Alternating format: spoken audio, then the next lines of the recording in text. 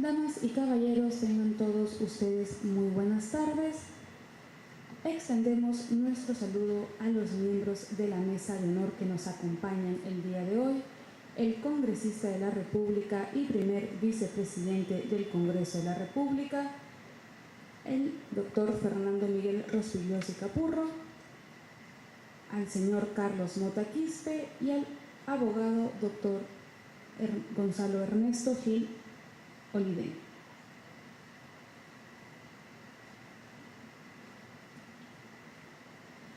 Para dar inicio con la conferencia de legítima defensa y derecho a una sociedad segura, le daré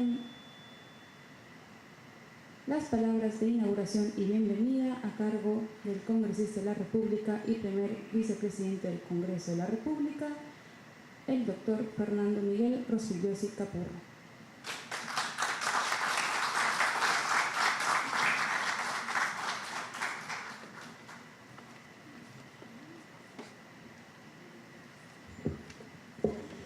Buenas tardes.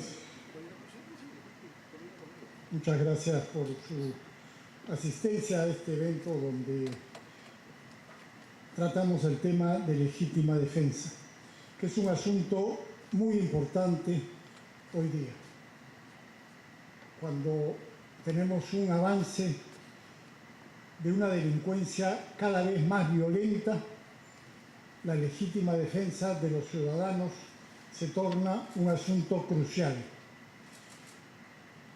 La característica más saltante de la ola delincuencial que tenemos desde hace ya varios años es precisamente la violencia. Esa violencia se debe básicamente a la llegada de miles y miles de delincuentes extranjeros, sobre todo venezolanos, también algunos colombianos y ecuatorianos. En el momento que se produce esa enorme migración desde Venezuela hacia muchos países, Venezuela era el país que tenía la más alta tasa de homicidios de toda la región, de todo el continente americano. La delincuencia venezolana era muy violenta y eso es lo que nos han traído. No es naturalmente que no hubiera delincuencia en el Perú o que no hubiera violencia en el Perú, la había. Pero este tipo de delincuencia tan atroz se ha incrementado sustancialmente desde la llegada de estos delincuentes venezolanos. La ley de legítima defensa que dio el Congreso y fue promulgada el jueves 16 de mayo de 2024 es muy importante, porque desgraciadamente lo que tenemos en el Perú es un sistema judicial acostumbrado a perseguir a policías, a militares y a ciudadanos que ejercen la legítima defensa.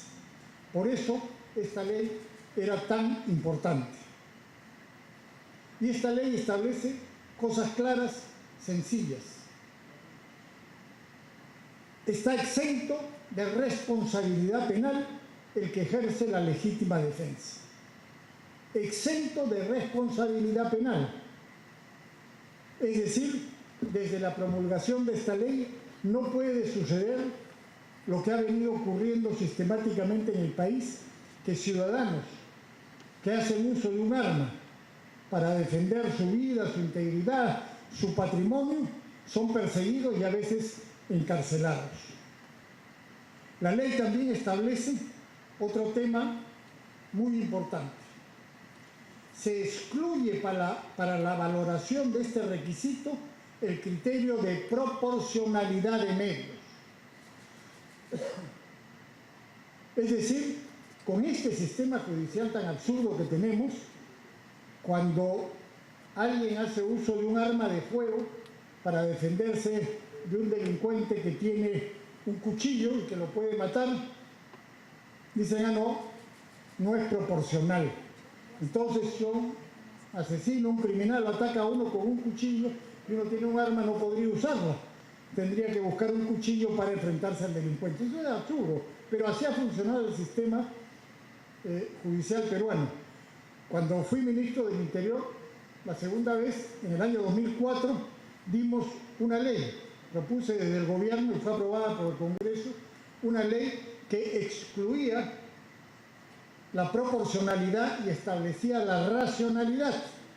Y aquí hemos tenido que reiterarlo otra vez, porque en estos casos hay que ponerlo una y otra vez en las leyes, porque los jueces y los fiscales siempre están buscando, hay excepciones por cierto, pero siempre están buscando un resquicio para acusar al ciudadano, para acusar al policía, para acusar al militar.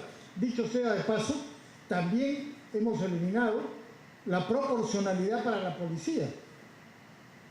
Y el año 2023 había un proyecto que estuvo a punto de aprobarse en el Congreso estableciendo la proporcionalidad para la policía. Y pudimos pararlo. ¿Y saben de quién venía ese proyecto? De la policía. Es decir, hasta ahí llega la influencia de los caviares. Era la propia policía la que había mandado este absurdo proyecto para perjudicar a la policía, naturalmente. Bueno, entonces, la ley establece que está exento de responsabilidad penal el ciudadano que hace uso de la legítima defensa, que obra en defensa de bienes jurídicos propios o de terceros, con uso de la fuerza, incluido el uso de la fuerza letal, excluye la proporcionalidad y además establece claramente que no procede la prisión preventiva en los casos de inminente aplicación de la legítima defensa. Es decir, no solamente está exento de responsabilidad penal, sino que eventualmente puede haber un proceso, pero no procede la prisión preventiva, que es otra de las cosas que suelen hacer los fiscales y jueces, tratar de aplicarle la prisión preventiva a aquellos ciudadanos que han hecho uso de la legítima defensa. Esta ley, entonces, trata de proteger al ciudadano en todas las posibilidades. Dicho sea de paso también, hemos dado 2 leyes a falta de una para proteger también a la policía que hace uso de sus armas en enfrentamiento contra la delincuencia, y también hemos especificado que no procede la prisión preventiva contra policías que hacen uso de su arma contra delincuentes. 2 leyes hemos tenido que hacer para reiterar una y otra vez lo mismo. Ustedes recordarán, hace algunos años el policía Elvis Miranda en Piura abatió a un delincuente y le dieron prisión preventiva.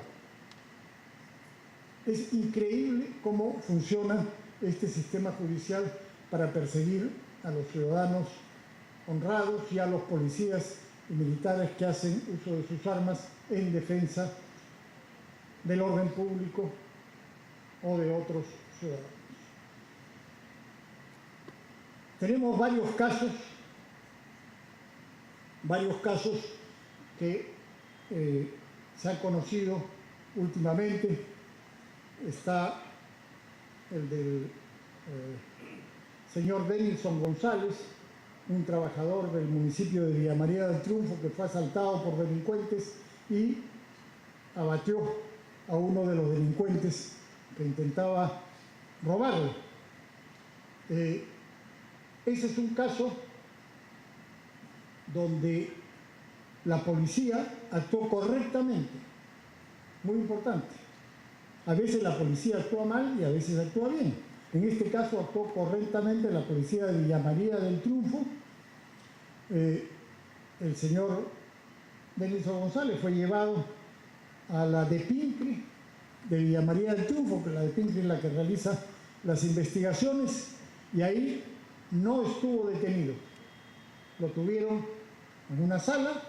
Naturalmente hay que hacer indagaciones para determinar los hechos, ver a testigos, entrevistar a testigos, mirar los videos. Se determinó que había hecho uso de la legítima defensa y en menos de 24 horas estaba en libertad. En este caso hubo una fiscal un poco confundida al principio, pero después también actuó correctamente. Hay otros casos. El caso del señor Carlos Mota, en Los Olivos, que interviene para salvar a una chica que estaba siendo asaltada por delincuentes. En fin, él nos relatará en breve su experiencia, pero en ese caso la policía actuó de manera incorrecta. Lo tuvieron detenido durante 2 días. El fiscal pidió prisión preventiva, a pesar de que existe la ley.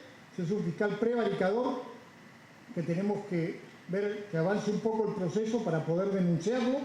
No podemos dejar que estos fiscales prevaricadores se salgan con la suya. No logró la prisión preventiva, la juez del caso aplicó la ley, no procede la prisión preventiva, pero ahora el fiscal ha pedido 16 años de prisión para el señor Mota. O sea, la señal que le está dando a la gente es cuando un ciudadano interviene para socorrer a una chica que está siendo asaltada, le caen encima a él, lo procesan, piden prisión. Los delincuentes están libres. El delincuente herido fue llevado a un hospital y se fugó inmediatamente, por supuesto. Delincuentes libres, el ciudadano procesado. Esto tiene que acabar.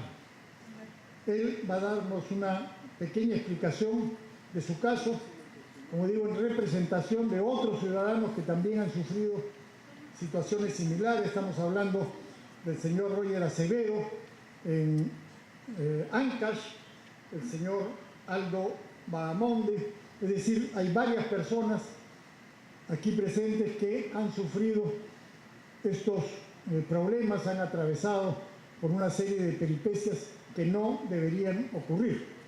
En el caso del señor Denison González, ya recuperó el arma como corresponde a los pocos días que había utilizado para repeler la agresión. Es decir, hay que hacer simplemente una prueba balística y en pocos días el arma le puede ser devuelta. No ha ocurrido en el caso del señor Mota. La policía nuevamente cometió un error. Agarran, meten el arma en un sobre y se le entregan a la fiscalía. No son conscientes a estas alturas que en octubre el Congreso ha aprobado la ley 32.130 que devuelve la investigación preliminar a la policía, como siempre debió ser. La policía es quien realiza las investigaciones preliminares, naturalmente es quien realiza la prueba balística y debe devolver el arma lo más pronto posible, porque ese ciudadano es objeto de amenazas de los delincuentes, naturalmente. Entonces tiene que tener el arma en su poder. En fin, hay que precisar que nosotros no propugnamos que los ciudadanos se armen para enfrentarse a los delincuentes. La responsabilidad de la seguridad es del gobierno. Para eso pagamos impuestos. Pero lo que defendemos es el derecho que tenemos los ciudadanos, no nos están regalando nada, el derecho que tenemos los ciudadanos a poder adquirir y eventualmente portar un arma, si es que tenemos las condiciones físicas y mentales para hacer eso. O sea, no se trata de que estamos diciendo a todo el mundo ármense y enfrenten a los delincuentes, no, porque no todo el mundo puede usar con responsabilidad un arma, pero sí defendemos siempre el derecho de los ciudadanos a poder adquirir, tener un arma y eventualmente, si se ven en la necesidad de usarla, utilizarla. Y para eso tenemos la ley de legítima defensa. Dicho esto, quiero que, en primer lugar, el señor Carlos Mota aquí presente, no podemos tener a todos los que están en esta situación, pero es un ejemplo, creo, importante de lo que ha ocurrido, que el señor Carlos Mota nos resuma en unas breves palabras lo que ha ocurrido con él. Muchas gracias.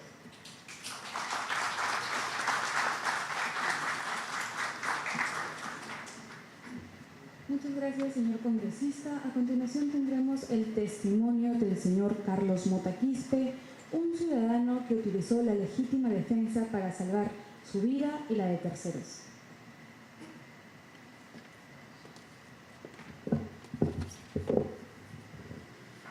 Señora, buenas tardes. Agradecer a los organizadores por este evento tan importante que es la legítima defensa, sobre todo en estos tiempos que nuestro Perú está pasando por un auge tremendo de la delincuencia cada vez mayor y donde el ciudadano se tiene que de alguna manera defenderse, como es mi caso, ¿no? El día 30 de agosto del presente año, yo fui atacado por 3 personas, 3 sujetos, 3 delincuentes, presuntos delincuentes. Fui atacado, ellos querían agredirme directamente ante mis palabras de que se alejen y para que no me agredan, ¿no? Entonces lo que hice fue alejarlos, pero no hacían caso. Ante la insistencia de ellos, tuve que sacar mi arma de fuego, no con la intención de disparar directamente, lo hice con la intención de una forma disuasiva para que ellos puedan alejarse viendo el arma, tal vez de una manera alejarlos. Pero no fue posible. Ellos continúan con la agresión, a pesar de que tenía el arma en mano, indicándoles que se alejen para que no puedan agredirme, pero ellos seguían con la agresión. En uno de esos momentos el delincuente, el agresor, se me viene de frente y hace un ademán con las manos hacia el abdomen como queriendo sacar algo. Simultáneamente el otro sujeto que estaba a su costado, su cómplice, también se le vienen los dos juntos. En un momento, entenderán que esta es una situación de segundos. En un momento en defensa de mi vida, cuando vi que la persona intentaba sacar algo de su abdomen, con las manos se acercaba y se me venía de frente, tuve que hacer uso del arma de fuego. Pero antes de eso también ya se me había venido. Yo lo que hice era empujarlo. Tenía el arma de fuego, pero lo empujé todavía inicialmente, apuntando el cañón arriba. Lo empujé, ¿para qué? Para que no se me acerque. Y después es donde él se me acerca con más fuerza y es donde tuve que utilizar el arma de fuego en mi defensa, porque consideré en ese momento que era necesario, porque si no hacía eso, me hubieran podido quitar el arma, utilizarlo contra mí mismo y tal vez después utilizar esa arma para seguir delinquiendo con otras personas. ¿Por qué estos señores se me vienen a agredirme? Porque antes de eso, yo estaba haciendo el deporte por la avenida Universitaria, intersección con Tomás Valle, y escucho un ruido de una señorita, una voz de una fémina que pedía auxilio, socorro, me roban. Al voltear veo a una señorita con un sujeto forcejeando.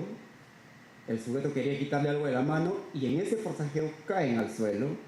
Es ahí donde yo decido intervenir. Dejo mi bicicleta, que estaba haciendo deporte de ciclismo, dejo la bicicleta y voy al auxilio de la señorita. Logro reducir a la persona. La señorita se retira, recupera su celular y se retira. Entonces a él lo tengo que soltar. Al momento de soltarlo, yo retrocedo con el fin de dejarlo. Obviamente ya se había librado la situación. Retrocedo, pero nunca imaginé que el señor se pondría de pie y vendría a agredirme. Y no solamente él solo, sino 2 personas, sus 2 acompañantes, eran 3 personas. Usualmente esto no suele pasar. Claro, el señor el delincuente que estaba robando, pues obviamente se sentía con esa fuerza de agredirme. ¿Por qué? Porque sabía que no estaba solo. No era él solo. Entonces se sentía acompañado, se sentía con fuerza y venían a agredirme. En pocas palabras, señores, solo actué haciendo uso de un derecho, creo que el código lo permite. Lo hice en mi defensa por defender a una señorita que estaba en peligro y necesitaba ayuda. Creo que es lo mínimo que una persona debe hacer cuando alguien está en peligro. Y creo yo que toda persona debemos tratar de vivir bajo ese sentimiento de ayudar a las personas. Sin embargo, al delincuente lo llevan al hospital como corresponde, primeros auxilios, y a mí me llevan a la de Pincri Los Olivos para hacer la diligencia que corresponde.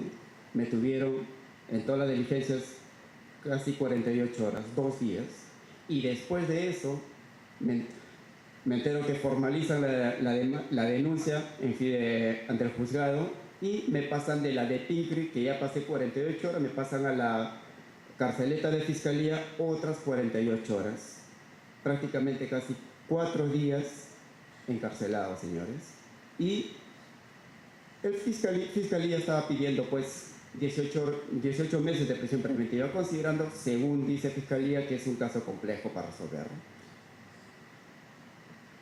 En todo momento, señores, mis declaraciones han sido con la verdad.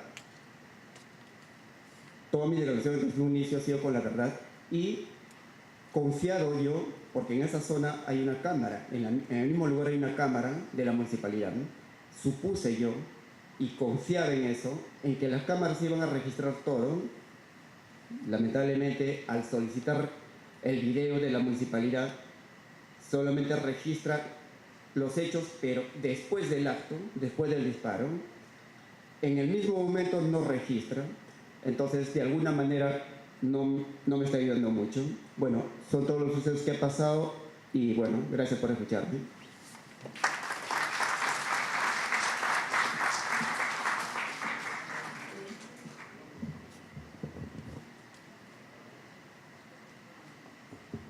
Agradecemos el testimonio del señor Carlos Mota Quispe. A continuación tenemos una exposición del tema a cargo del abogado Gonzalo Ernesto Gil Olivén.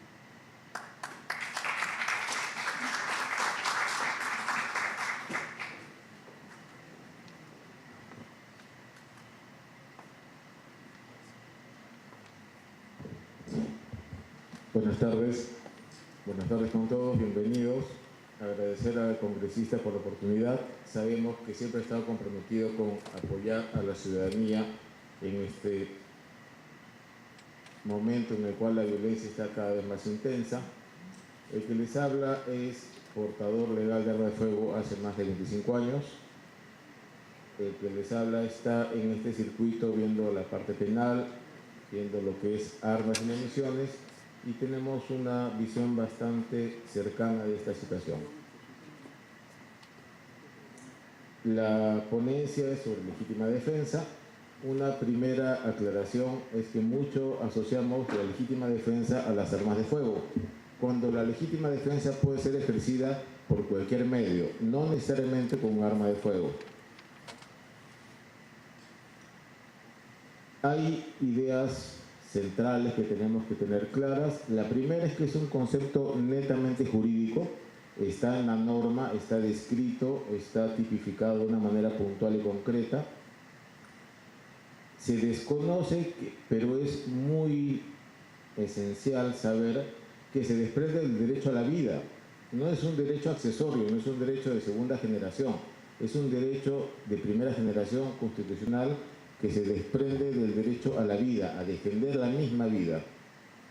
Tiene requisitos concretos, tiene parámetros específicos y es una excepción a una sanción, porque evidentemente privar la vida o generar lesiones en una persona es un acto sancionable en términos generales, a menos que estemos en el caso de que nos eximan de la responsabilidad, un caso de inimputabilidad.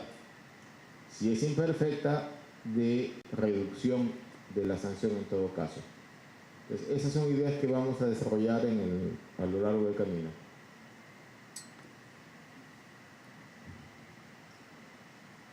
Como vemos en el Código Penal, en la norma pertinente, lo define como un tipo de inimputabilidad, es decir, el hecho por sí es lesivo. Privar la vida o causar lesiones es un acto que en términos legales debería ser sancionable, pero nos eximen de responsabilidad en el escenario de que actuamos en defensa de nuestra integridad personal, de los bienes jurídicos propios o de terceros, utilizando la fuerza aun si ésta fuera letal. Y te pone los 3 parámetros necesarios para que haya legítima defensa. Que la agresión sea actual, legítima y real, es inmediata. La agresión la enfrentas en ese momento, no la enfrentaste antes, no la vas a enfrentar después. Eres víctima en ese momento de la agresión.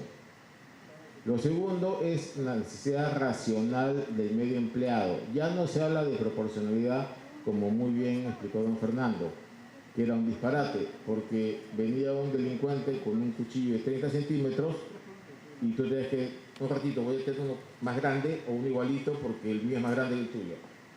O no, tú eres uno, déjame que busque a mis amigos para ponernos de a 3 iguales. Era totalmente ilógico. Entonces elimina ese argumento y va a la necesidad de la defensa. Se excluye la valoración, la proporcionalidad de los medios. Y tiene que ser, y eso es esencial, que la provocación sea gratuita. Uno no debe generar la provocación, porque de lo contrario no va a ser una legítima defensa perfecta. Podría, si faltaran alguno de estos requisitos, tener una legítima defensa imperfecta. No nos va a liberar de la imputación, pero sí va a reducir cualquier tipo de situación vinculada a ella. Estos temas son esenciales porque los desarrolla después las sentencias de la Corte Suprema y del Tribunal Constitucional cuando llegan en consulta los casos en los cuales se aplica o inaplica en todo o en parte las figuras de la legítima defensa.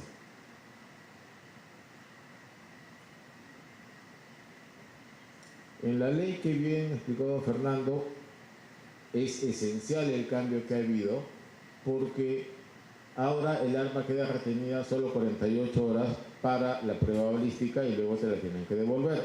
Porque si tienes la mala suerte de que el arma quede dentro del proceso de investigación, a nivel de fiscalía o judicial se hace larguísimo y que no procede la prisión preventiva. Eso es determinante, son dos cambios súper importantes que han hecho que esta figura sea bastante más ágil y mejor a la realidad que tenemos. Perfectible en muchas cosas, todo puede mejorarse, pero es un gran avance.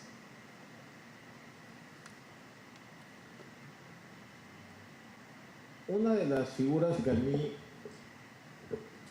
me parece que le da muchísima fuerza a esta figura y que poca gente la maneja, es que todo el mundo asume que la legítima defensa tiene que ver con arma de fuego. Y no. Y se asume que la legítima defensa tiene que ver con una suerte de que te crees Rambo o que vas armado por la calle con alguna suerte de privilegio que se tiene una cosa a la Sucame. Pero de nuevo, esto es un error grave.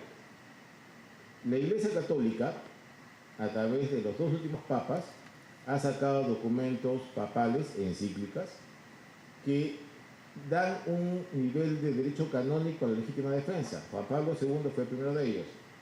Y es categórico cuando dice que puede ser no solamente un derecho, sino un deber grave, un deber importante, para el que es responsable de la vida del otro, del bien común, de la familia o de la sociedad. Por desgracia sucede que la necesidad de evitar que el agresor cause un daño conlleva a veces su eliminación. Y es fulminante en su conclusión de la encíclica. En esta hipótesis, el resultado mortal se ha de atribuir al mismo agresor, que se ha expuesto con su acción, inclusive en el caso que no fuera moralmente responsable por falta de uso de razón. No lo digo yo, no lo dice un congresista, no lo dice una norma nacional, lo dice una forma mucho más profunda y mucho más antigua de razonar, que no fue aislado, porque el siguiente Papa, cuando recibe en el Vaticano, en el 2018, a la Comisión Internacional que quiere ir contra pena de muerte, lo dice en los términos en el cual él se expresaba, mucho más coloquiales, mucho menos técnicos. Y lo dice textual: la legítima defensa no es un derecho, es un deber, ¿ya? Es un deber, es tu obligación para el que es responsable de la vida de otro. La defensa del bien común exige colocar al agresor en situación de no poder causar perjuicio. Toda acción defensiva, para ser legítima, debe ser necesaria y mesurada. Y de nuevo, el final es demoledor. El amor a sí mismo, el derecho a la vida, constituye un principio fundamental de la moralidad. Es, por lo tanto, legítimo hacer respetar el propio derecho a la vida, incluso cuando para ello sea necesario asestar al agresor un golpe mortal. No lo inventamos aquí, no nació en el Perú, vienen de estudios mucho más interesantes. Y esto no es tan conocido, pero es bueno que lo sepamos. Es mi derecho a la vida, no es el derecho de juego a la propiedad, es el derecho a la vida. La Corte Suprema ha resuelto en casos reales que la legítima defensa, en este caso en la Corte Suprema, en la Sala Penal Transitoria, en un recurso de nulidad en Lima Este, ahí está, lo pueden buscar en internet después. La legítima defensa como causa de justificación se funda desde el punto de vista individual en la defensa que realiza la persona del orden individual, la defensa del orden jurídico y del orden en general, conculcados por la agresión antijurídica y legítima. Debe entenderse, en este sentido estricto o matemático, que señala la norma penal sobre la base de circunstancias desarrolladas por el sujeto agresor, frente a la agresión ilegítima del sujeto pasivo, el agraviado, en defensa de su vida que estaba en peligro y la de su menor hijo, que fue en este caso de aquí. Los presupuestos los desarrolla la resolución, son los tres que hemos tratado antes. Agresión ilegítima, yo no debo generar la agresión. La agresión tiene que ser gratuita. Segundo, la necesidad racional del medio empleado. Y el tercero es la falta de provocación para quien hace la defensa. Esos temas tienen que quedar claros. Yo no puedo generar la agresión, yo tengo que recibirla de manera pasiva. Y esta figura es propia del derecho internacional. En Argentina la tienen básicamente igual, la tienen en Chile, la tienen en Colombia, la tienen en México, y todas tienen los mismos tres elementos. Tiene que ser ante un tema ilegítimo y tiene que ser en defensa de tu vida, el cuerpo, la salud tuyo o de un tercero o de los bienes. ¿Cuáles son los problemas que tenemos? Son muy sencillos y lamentablemente son repetitivos.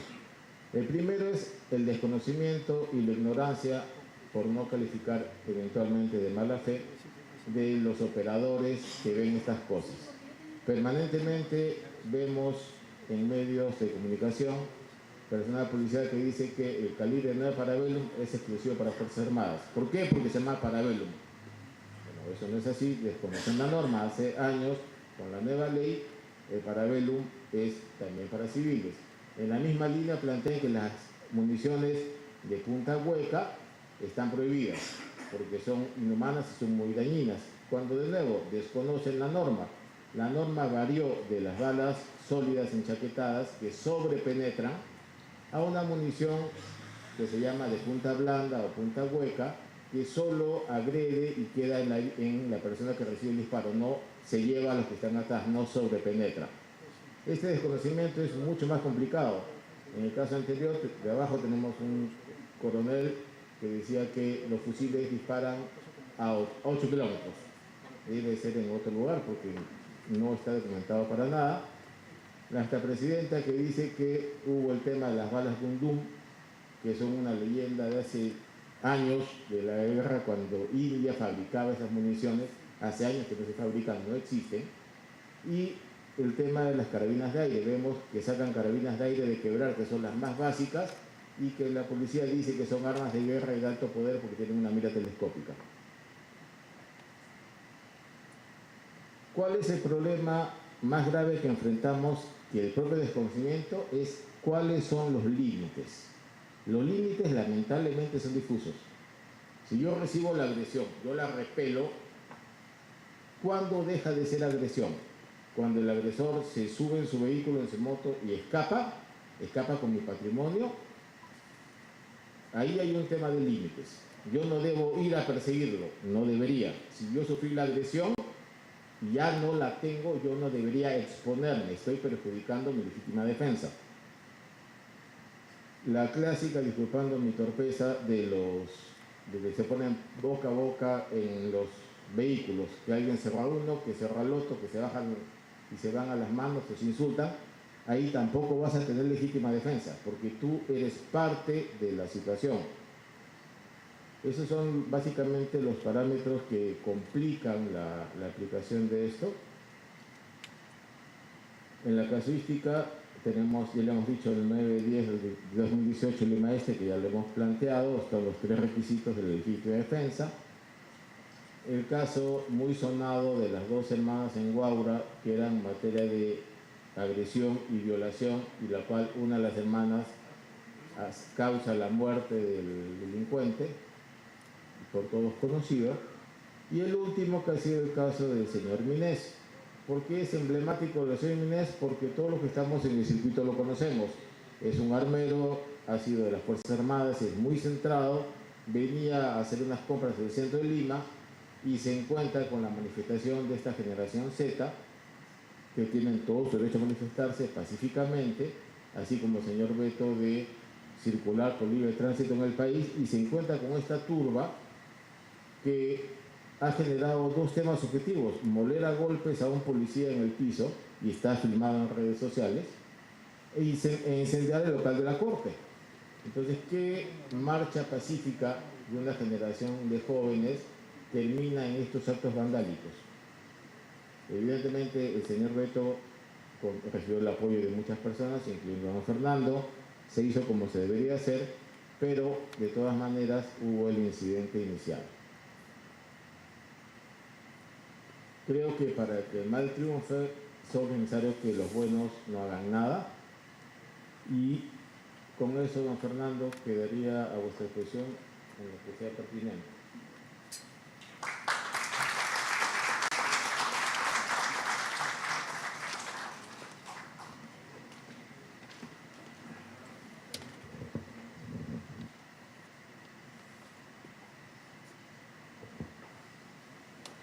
Le damos gracias al abogado Gonzalo Ernesto Gil Olivén por la exposición del tema. A continuación tendremos una breve ronda de preguntas. Las personas que deseen participar, por favor, levantan la mano para que se les pueda entregar el papel y puedan realizar las preguntas. Al caballero se le está entregando el micrófono. Por favor, se pone de pie, da su nombre y que la pregunta sea breve. Gracias. Hola, buenas noches. Mi nombre es César Antonio García y mi pregunta es la siguiente. ¿Cómo se aplica la legítima defensa en casos de violencia familiar? Muchas gracias. Siguiente pregunta, por favor. Se van a recolectar las preguntas y después se van a contestar en bloque. ¿Alguien más que tenga una pregunta, por favor?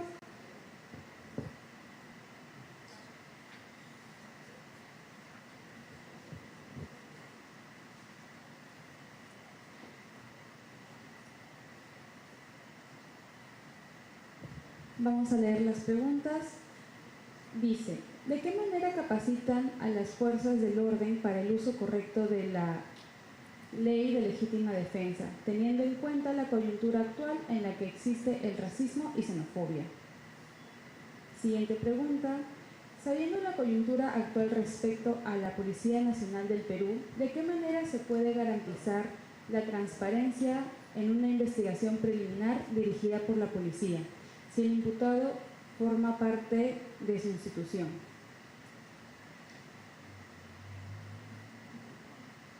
El siguiente dice, ¿por qué al saber él o las declaraciones del señor Carlos Mota, las autoridades tratan de encarcelarlo y llevarlo a prisión solo porque actuó en defensa propia para salvaguardar su vida, habiendo cámaras que pueden corroborar lo sucedido y como testigo a la señorita agredida? Y las últimas 2 son las siguientes. ¿Puede considerarse legítima defensa cuando la víctima, en caso de una violencia doméstica, actúa de manera anticipada frente a un peligro que aún no es inminente, pero es inevitable? Y por último, ¿hasta qué punto la legítima defensa puede considerarse un derecho fundamental frente al déficit de seguridad ciudadana en el que el Perú, y qué límites deberían imponerse para evitar los abusos?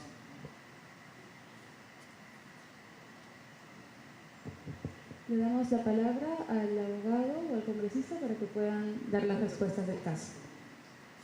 yo respondo algunas cosas y la mayoría son para el doctor Gonzalo Gil, sin ninguna duda.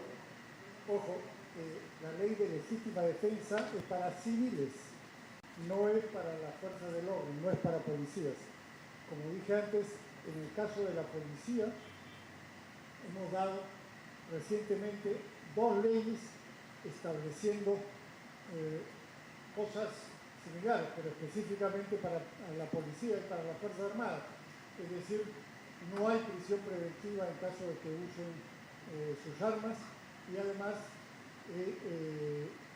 no hay responsabilidad penal cuando hacen uso legítimo de sus armas. Digo que dimos 2 leyes porque se dio una, pero dado que el sistema judicial siempre busca un pequeño resquicio para aplicar en contra de las fuerzas del orden, hubo que ratificarla y hacerla mucho más explícita. Y dicho sea de paso, ya había una ley en ese sentido, la Ley de Protección Policial, que había sido aprobada en el año 2020, si no me equivoco. Fue aprobada por el Congreso porque Martín Vizcarra no quiso promulgarla en esa época, la aprobó el Congreso que dirigía Manuel Merino en aquella época. Ley de Protección Policial, pero hemos dado 2 leyes adicionales porque, como digo, hay que tapar todos los resquicios para que el sistema judicial no pueda seguir persiguiendo a policías y militares. En el caso de por qué las autoridades tratan de encarcelar al señor Mota, si es un caso clarísimo de legítima defensa. Bueno, porque desgraciadamente el sistema judicial está penetrado por la ideología caviar, que está dedicada a perseguir a las fuerzas del orden y a proteger a delincuentes y terroristas. Esa es la realidad. Por eso tenemos juicios interminables a los policías de los años 80 y 90 y juicios a los policías y militares que defendieron al Perú 2022 y 2023 y juicios a los policías que abaten delincuentes. Y ahora han encontrado un nuevo resquicio. Como las leyes que dan ya no permiten ni prisión preventiva y están exentos de responsabilidad penal, les achacan responsabilidad civil. Entonces, el caso que mencionaba, por ejemplo, Elvis Miranda, ya no tiene responsabilidad penal, tiene que pagarle a la familia del delincuente.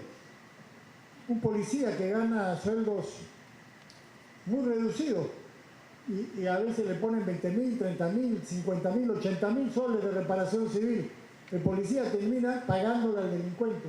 Tenemos un proyecto de ley que ahí que no avanza, está ya listo para el Pleno, para evitar esto, para que a un policía que ha sido absuelto, no tiene responsabilidad penal, no le pongan responsabilidad civil y le arruinen la vida pagándole al delincuente, una cosa increíble. Entonces, por eso, entiendo yo, es que tenemos fiscales y jueces como, o fiscales en este caso, porque el juez ha actuado bien, que tratan de encarcelar al señor Mota a pesar de que su caso es clarísimo, evidente. El señor Mota no lo dijo, pero el delincuente que fue herido había sido detenido el año 2024 en el mismo lugar, universitaria con Tomás Valle, en el mismo lugar, pero como tenía 17 años lo dejaron libre y volvió a las andadas. ¿Cuántas veces más habrá hecho eso? Hasta que se encontró el 30 de agosto con el señor Mota, que es un ex marino en situación de retiro, que sabe usar armas y que pudo salvar a esta señorita. Pero ahora también, ojo, el Congreso ha dado, dada la situación, una ley para que tengan responsabilidad penal como adultos delincuentes de 16 y 17 años. Si esa ley hubiera estado vigente, ese delincuente no habría salido, pero recién esa ley está vigente desde este año. Desgraciadamente es indispensable que se tomen este tipo de medidas porque ya estamos viendo que están usando a sicarios, a jóvenes de 16 y 17 años. El sicario que asesinó al candidato en Colombia, Uribe, tenía 15 años. O sea, los delincuentes usan a estos jóvenes que realmente ya son criminales, que no respetan la vida de los demás, precisamente para cometer estos delitos porque saben que están exentos de responsabilidad penal. Entonces, en este caso hemos tenido que dar esta ley para disminuir los años de responsabilidad. Ese es el problema que tenemos del sistema judicial y por eso tenemos que hacer una reforma lo más pronto posible que ojalá este Congreso pueda concretar. Ahora hay una serie de temas complejos que el doctor Gil va a responder. Buenas noches. Sí, efectivamente las preguntas son sumamente interesantes y vamos agregando algunas cosas que han salido durante la conversación. Una de las primeras cosas es que se supone que todos, según la Constitución, somos inocentes hasta que se pruebe lo contrario. Si eso fuera así, la Fiscalía y la Policía debería, al tomar conocimiento de una noticia criminal, partir de que somos inocentes y cumplir con la carga de la prueba que pesa sobre el Ministerio Público, lo cual no hacen. Si hacemos la comparación en el tema civil y yo demandara a alguien que me debe un dinero, me van a pedir una tasa judicial, me van a pedir que yo acredite el documento que sustenta la deuda, que mi DNI sea legible, que el señor sea identificado, un conjunto de requisitos, y si no lo cumplo, van a declarar mi demanda inadmisible, que me den un plazo para subsanar, y si no, no se presentó la demanda. La Fiscalía hace todo lo contrario. Cualquier denuncia que entre sin ningún tipo de base, la reciben y la mandan a investigar. El problema con la Fiscalía es que no tiene parámetros como tiene el Poder Judicial, que el juez prevarica si es que resuelve fuera de la norma. El fiscal puede formalizar denuncia. ¿Bajo qué lo hace? Bajo el escenario normalmente de escudarse en que la investigación policial previa, antes mal llevada, dijo que había responsabilidad. Entonces, en la práctica, ¿qué dice el fiscal? Si investigó el policía y dice que es responsabilidad, y yo digo que es archiva, me van a anunciar a mí, no, que prosiga total, es una investigación. Entonces llega al Poder Judicial con un dictamen a nivel policial que dice que le parece que es responsabilidad, un dictamen fiscal y un juez va a abrir proceso, cuando no hay una adecuada calificación. Un tema esencial tanto para ustedes es que nosotros los civiles estamos en un estado de indefensión natural. Yo estoy con mi esposa, estoy con mi niña, cualquiera de ustedes transita por la calle va a tener un reparo en causar un daño al otro. Y estamos solos viniendo del trabajo, yendo a la casa. Los delincuentes son 2 o 3 en 1 o 2 vehículos, 2 motos, normalmente intoxicados, y no tienen ningún reparo en disparar para robar un celular. Y ahí tenemos una barrera natural de los civiles en cuanto a ese tema. Sobre violencia familiar es muy complicado. La norma te dice que tú puedes hacer legítima defensa si tú tienes la agresión al frente. Si tú puedes prevenir la agresión, deberías evitar la agresión. Tenemos varios casos de familia en los cuales, lamentablemente, en la mayoría de casos, el varón agrede a la dama pasa del evento, la dama puede huir y sustraerse de la agresión, pero no. Como estamos en más me quieres, más te pego, o a veces te quiero dar tu vuelta porque me molesta que me hayas agredido, devuelven la agresión. Y ahí por eso terminan en lo que se llaman lesiones recíprocas. Y así son los casos que terminan en violencia familiar. Y ese es un problema grave. Ahora, si es una agresión en la cual no ha sido provocada, que es la primera, o estás reaccionando en defensa de tu niño, que no tiene nada que ver en el asunto, es totalmente diferente. Pero si tienen historial que se han estado dando los últimos 2 años, va a ser bien complicado sustentar de que la agresión es reciente. Van a terminar, los dos en la práctica terminan con medidas de protección, los dos van al psicólogo, a los dos los mandan al IML, que sirve para absolutamente nada en la práctica, porque además, viendo los casos que yo de familia, hay lamentablemente denuncias de psicólogos que hacen tocamientos a los niños en el IML, está acreditado, o que como el niño ya pasó 1, 2 o 3 cámara Gesell, dicen no, ese niño en términos de ellos usan el término exacto, está programado. Porque ya el niño responde de manera regular a la misma pregunta que le han hecho 80 veces antes. Entonces dicen no, está programado y la mamá lo ha programado. Entonces todo el esquema de defensa de la mujer lamentablemente no funciona. Es más, no funciona. La norma de violencia familiar dice que hay un tipo de violencia que es la violencia del sistema. Entonces yo, varón agresor de la mujer, la denuncio en una comisaría, luego en otra fiscalía y la paseo por todo Lima.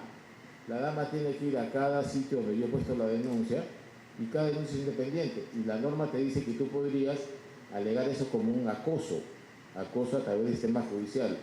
Pero a pesar de que está como una forma de violencia, no está en el Código Penal como delito. Entonces no hay cómo investigarlo. Y tienes un montón de casos de esos que afectan a los niños y a las madres, ¿no?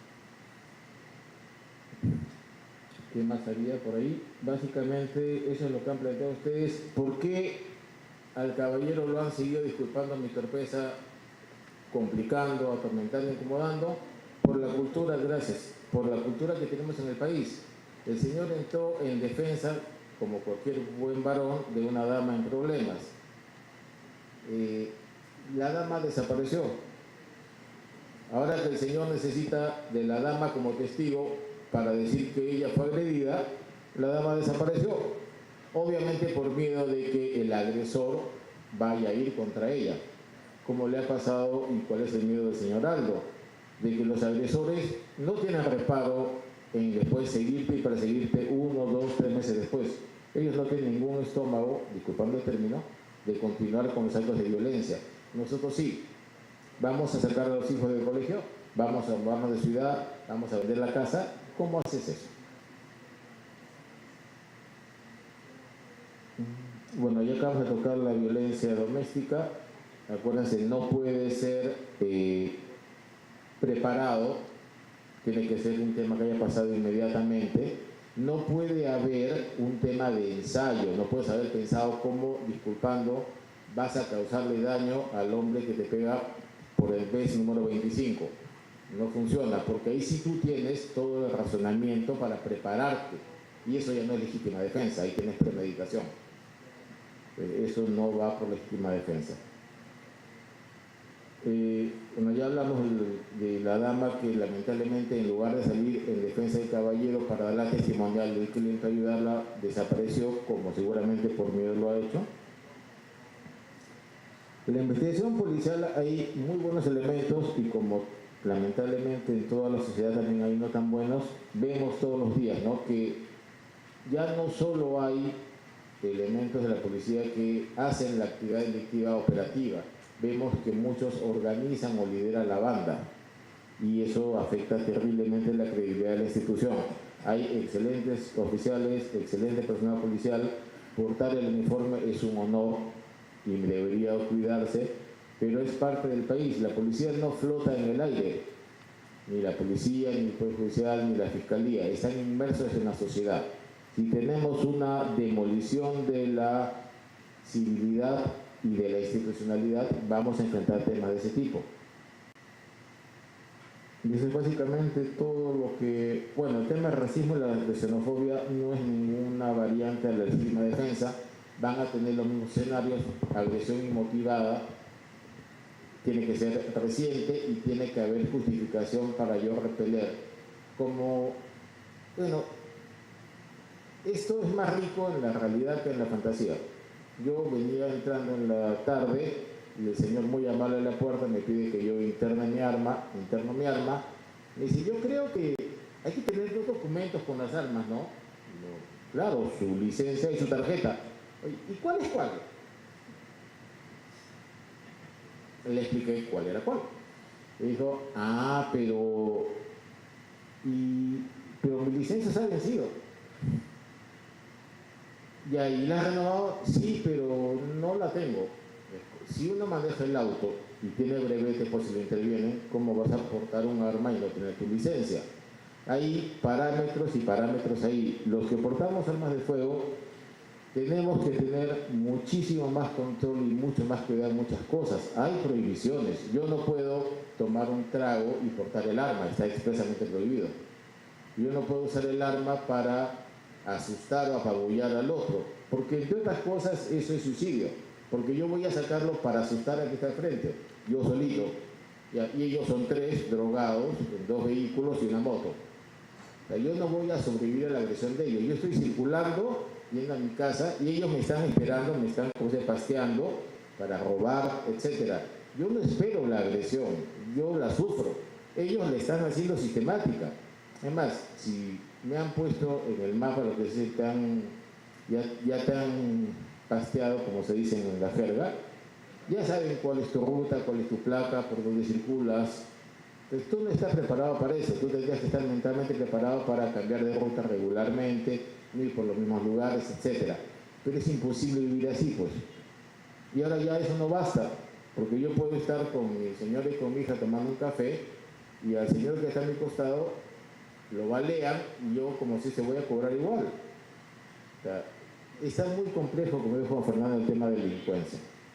Pero hay que hacer las cosas bien, hay que ordenarnos, hay que tener cuidado, y los cambios de la ley de Juan Fernando han sido muy buenos, y básicamente cuidarse. Cuando uno porta armas, si tienes cultura de armas, algunas cosas te enseñan. Sería muy largo de contar, pero una de las primeras que te dicen es: no hagas nada estando armado que harías si no la tuvieras. Eso de que estás armado y te sientes Dios y te envalentonas y harías cosas que no harías, no, eso es contra todo el criterio de armas. Pero eso sería motivo de una charla bastante más extensa, don Fernando. Muchísimas gracias. A los que tengan alguna duda. Muchas gracias por la intervención, tanto de las personas que hicieron las preguntas como del señor abogado y de nuestro congresista de la República. A continuación tendremos la entrega de diploma y clausura a cargo del jefe de la Oficina de Participación Ciudadana del Congreso de la República, Edwin Levano Gamarra. Para ello le invitamos.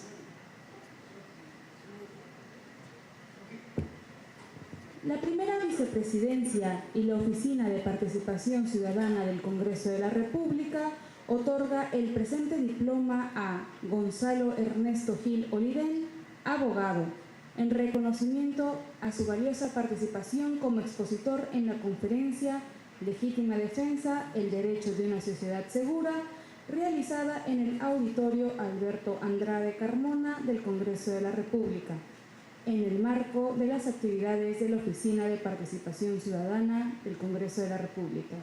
Lima, 23 de septiembre del presente año.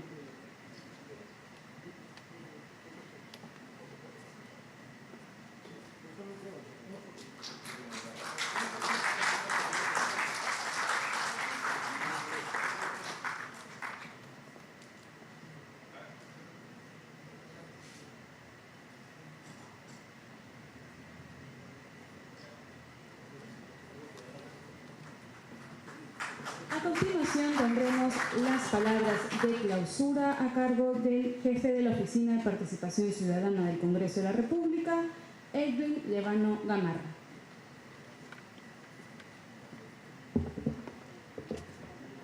Buenas noches con todos.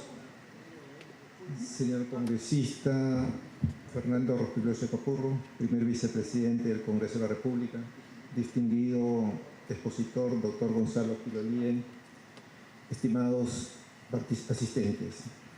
Es un honor para mí estar hoy en representación de la Oficina de Participación Ciudadana del Congreso de la República para clausurar este importante evento, Legítima Defensa, el derecho a una sociedad segura. Quisiera en primer lugar expresar nuestro más sincero agradecimiento al expositor, cuya invaluable participación ha enriquecido el debate y nos ha brindado una visión integral sobre el tema tan crucial para nuestra sociedad en estos momentos. Su conocimiento y experiencia ha sido un aporte fundamental para construir seguramente políticas más efectivas para nuestro país. De igual forma, extiendo un especial agradecimiento al primer vicepresidente del Congreso, quien con su presencia, su apoyo y su amplio conocimiento sobre el tema ha demostrado el compromiso con la institución y sobre todo con la seguridad de todos los peruanos. Este evento ha sido una muestra clara de que el diálogo y la colaboración son esenciales para abordar los desafíos que hoy enfrentamos como la delincuencia y la criminalidad. Muchas gracias a todos por su participación. Este evento es clausurado. Muchas gracias.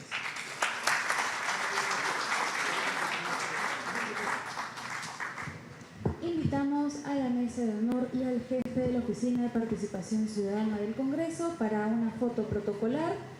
Posterior a ello, de igual forma, invitamos a la mesa de honor a que baje para poder hacer la última foto.